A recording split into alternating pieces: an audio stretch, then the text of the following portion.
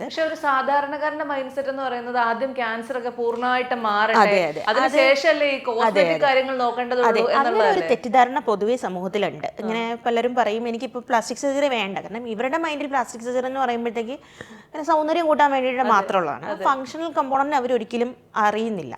അപ്പോൾ അങ്ങനെ തെറ്റിദ്ധാരണയുടെ പുറത്ത് ട്രീറ്റ്മെന്റ് വൈകി വരുന്ന ഒരുപാട് പേഷ്യൻസ് ഉണ്ട്.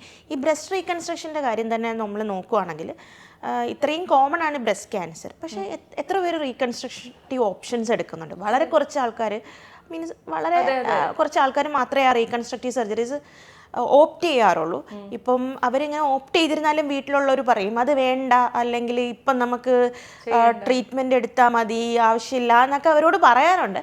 പക്ഷെ ആ പേഷ്യൻറ്റിനെ സംബന്ധിച്ചിടത്തോളം അവർ ക്യാൻസർ മാറി കഴിഞ്ഞിട്ട് ഈ റീകൺസ്ട്രക്ഷൻ ചെയ്യുന്നത് അവരെ സംബന്ധിച്ചിടത്തോളം ഭയങ്കര ഒരു ഹാപ്പിനെസ് കൊടുക്കുന്ന ഒരു പ്രൊസീജിയറാണ്. അപ്പോൾ ഒരു പെൺകുട്ടി ഇപ്പോൾ ഒരു അമ്മയാകുന്നതിന് മുൻപാണ് ഇങ്ങനെ ക്യാൻസർ വന്നു, നമ്മളിങ്ങനെ റീകൺസ്ട്രക്റ്റീവ് സർജറീസ് ഒക്കെ ചെയ്ത് അത് കഴിഞ്ഞ് കഴിഞ്ഞാൽ നോർമലായിട്ടുള്ള ബ്രസ്റ്റ് മിൽക്ക് കൊടുക്കാനും ബ്രസ്റ്റ് ഫീഡ് ചെയ്യാനും ഒക്കെ പറ്റുമോ?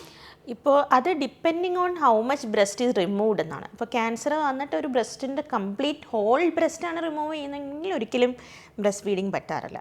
പക്ഷേ പാർട്ട്, ഇപ്പം പല ക്യാൻസറിൻ്റെ ട്രീറ്റ്മെൻറ്റ് പല രീതിയിലാണല്ലോ പോകുന്നത്. ഇപ്പോൾ ഒരു പാർട്ട്, ബ്രസ്റ്റിൻ്റെ ഒരു പാർട്ടാണ് മാറ്റുന്നുണ്ടെങ്കിൽ ഒരു ചാൻസ് ഉണ്ട് ആക്ച്വലി റീകൺസ്ട്രക്റ്റീവ് സർജറിക്ക് ശേഷം ഈ ലാക്ടേഷൻ. അതായത് നമ്മൾ നേരത്തെ അറിയുന്ന അനുസരിച്ചാണോ? അതായത് ഇപ്പോൾ നമുക്ക് ക്യാൻസർ വന്ന് ഭയങ്കരമായിട്ട് സ്പ്രെഡ് ആവുന്നതിന് മുൻപേ നമ്മൾ അറിഞ്ഞു കഴിഞ്ഞാൽ അങ്ങനെയാണോ അത്? അതെ അതെ. ഇപ്പം നമ്മുടെ എല്ലാ ക്യാൻസറും ഒരു സ്റ്റേജ് അനുസരിച്ചിട്ടാണ് അതിൻ്റെ ഒരു ട്രീറ്റ്മെൻറ്റ് ഡിസൈഡ് ചെയ്യുന്നത്. എത്രത്തോളം നമുക്ക് ക്യാൻസർ എഫക്റ്റ് ചെയ്തിരിക്കുന്ന പാർട്ട് റിമൂവ് ചെയ്യുന്നതൊക്കെ ഓരോ സ്റ്റേജ് അനുസരിച്ചിട്ടൊക്കെയാണ് അതിൻ്റെ ഒരു പ്ലാൻ വരുന്നത്. ഇപ്പോൾ ഏത് സ്റ്റേജിലാണെങ്കിലും, ഇപ്പോൾ ചെറിയ സ്റ്റേജിലാണെങ്കിലും വലിയ സ്റ്റേജിലാണ്, ഇപ്പം ചെറുതായിട്ട് റിസെക്റ്റ് ചെയ്തിരുന്നാലും വലിയ ഹോൾ ബ്രസ്റ്റ് റിസെക്റ്റ് ചെയ്തിരുന്നാലും നമുക്കതിന് റീകൺസ്ട്രക്റ്റീവ് ഓപ്ഷൻസ് ഉണ്ട്.